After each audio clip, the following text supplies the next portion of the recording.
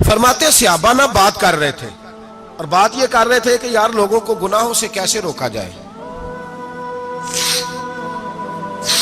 لوگوں کو گناہوں سے گفتگو صحابہ یہ کر رہے تھے۔ عبداللہ ابن عمر کہتے ہیں بیٹھے تھے اور یہ گفتگو کر رہے تھے کہ گناہوں سے پلاننگ جی ہوتی تھی، ان کی جو محفلیں ہوتی تھی نا بیٹھ کے، وہ خوش گپیاں نہیں ہوتی تھی بلکہ وہ تبلیغ کی، جد و جہد کی، لوگوں کو برائی سے منع کرنے کے لیے بیٹھتے تھے، اس پر منصوبہ بندی کرتے تھے، پلان کرتے تھے، آگے ترتیب دیتے تھے۔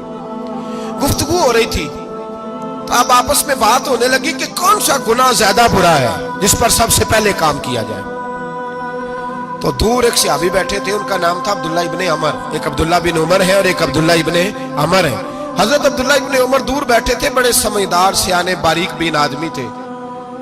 تو حضرت عمر فاروق اپنے بیٹے سے کہنے لگے جا عبداللہ ابن عمر سے پوچھ کے آ کہ سب سے سخت گناہ کون سا ہے۔ توجہ ہے میرے بھائیوں، ادھر دیکھیے گا میری جانب، پوچھ کے آ کہ سخت گناہ کون سا ہے۔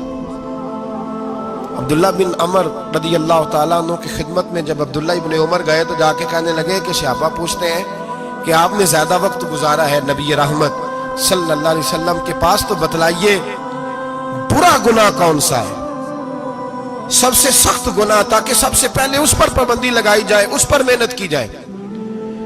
تو حضرت عبداللہ ابن عمر کہنے لگے صحابہ کو جا کے بتا دو کہ سب سے برا گناہ شراب پینا ہے، سب سے برا گناہ، اور یہ ام الخبائث ہے، برائیوں کی جڑ ہے، گناہوں کی ماں ہے، یہ بنیاد ہے، باقی گناہ اسی سے شروع ہوتے ہیں۔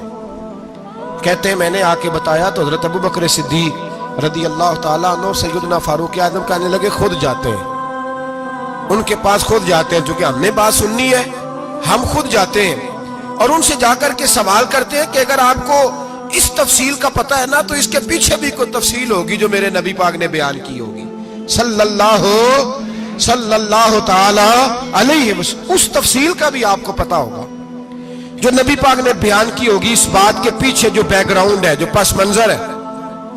فرماتے ہیں کہ ہم اٹھے، عبداللہ ابن عمر کے پاس گئے، ان سے جا کے پوچھا کہ جناب آپ نے یہ تو فرمایا ہے شراب ام الخبائث ہے، تو اس کے پیچھے پس منظر کیا ہے؟ تو عبداللہ ابن عمر کہنے لگے یہ میں نے اپنے پاس سے نہیں کہا، یہ میں نے نبی پاک سے سنا ہوا ہے۔ حضور سید عالم صلی اللہ علیہ وسلم بیٹھے تھے تو حضور نے فرمایا شراب، یہ نشہ، یہ برائیوں کی ماں ہے۔ اور پھر حضور نے ایک مثال بیان فرمائی، نبی رحمت علیہ السلام نے فرمایا بنی اسرائیل کا ایک واقعہ ہے، ایک خوبصورت جوان تھا، ایک عورت کا دل آ گیا اس پر۔ یہ یاد رکھ لیں، ہم لڑکوں کو منع کرتے رہتے ہیں لیکن ہمیں گھر کی بچیوں پر بھی توجہ دینی ہوگی، ہمیں ان کے فون پر بھی نگرانی کرنی ہوگی، ہمیں وہاں بھی غور کرنا ہوگا، اس لیے کہ اگر کوئی بچی گنجائش نہ دے تو میرا خیال ہے کہ لڑکا جرت کرنے کی طاقت نہیں رکھتا، تو وہاں بھی ان کی اماں سے کہے کہ پابندی لگائے، بچی کسی کا موبائل لے کر کے کہیں اس کو استعمال تو نہیں کر رہی، اس پودے پر بھی توجہ دے، درخت بننے سے پہلے اس کی بھی نگرانی کریں، یہ بھی بڑا ضروری کام ہے۔ عورت کا دل آ گیا تو نبی پاک علیہ السلام فرماتے اس نے کوئی بہانہ لگایا، کسی کو کہا کہ اس نوجوان کو بلا کے لاؤ، اس کو کہو کہ ہم نے کوئی گواہی لینی ہے تجھ سے۔ وہ نوجوان آیا، ایک کمرے میں داخل ہوا تو اگلے کمرے میں لے گئے، وہاں داخل ہوا تو اس سے اگلے کمرے میں لے گئی، وہ داخل ہوا تو اسی طرح 7 مکفل کمروں میں لے گئی۔ میرے کریم رسول میرے محبوب پاک علیہ السلام فرماتے صحابہ کو سمجھا رہے ہیں میٹھے لب و لہجے میں، فرماتے جب سب سے پچھلے کمرے میں لے گئی تو ایک لڑکا بندھا ہوا تھا وہاں رسیوں سے، شراب کا پیالہ پڑا ہوا تھا۔ بی بی کہنے لگی کوئی گواہی شواہی نہیں لینی، تجھے اس لیے بلایا ہے کہ تیرے اوپر دل آ گیا ہے، اب میرے ساتھ منہ کالا کر۔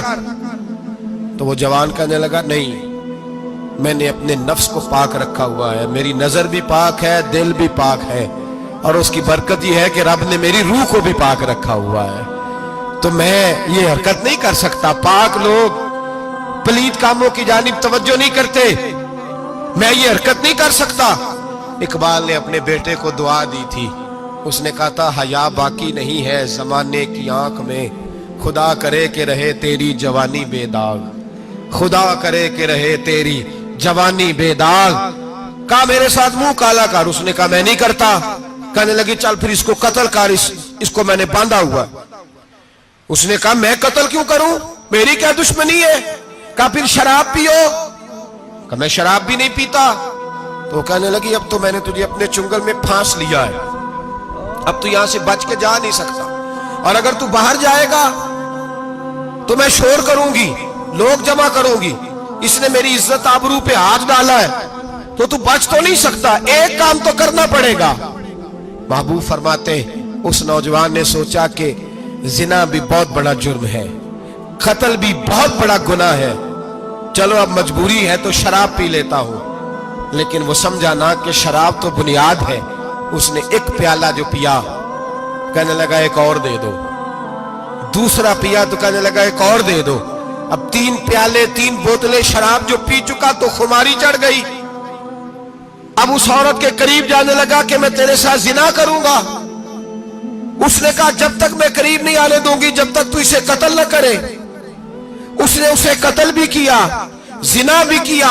तो महबूब फरमाने लगे ये कत्ल और जिना जो हुआ है तो ये शराब की वजह से हुआ है। गोया शराब वो जुर्म है जो कत्ल भी कराएगी, जो जिना भी कराएगी। और अगर आप नशई को देखें, अगर आप शराबी को देखें, तो क्या वो डकैतियां नहीं करता फिरता, वो चोरियां नहीं करता, वो अपनी ही माँ का जेवर नहीं बेच आता, वो अपनी ही बहन का पड़ा हुआ जहेज नहीं बेच आता, वो अपने ही घर में डाके नहीं डालता, वो अल्लाह के घर मस्जिद में आकर के चोरी नहीं करता,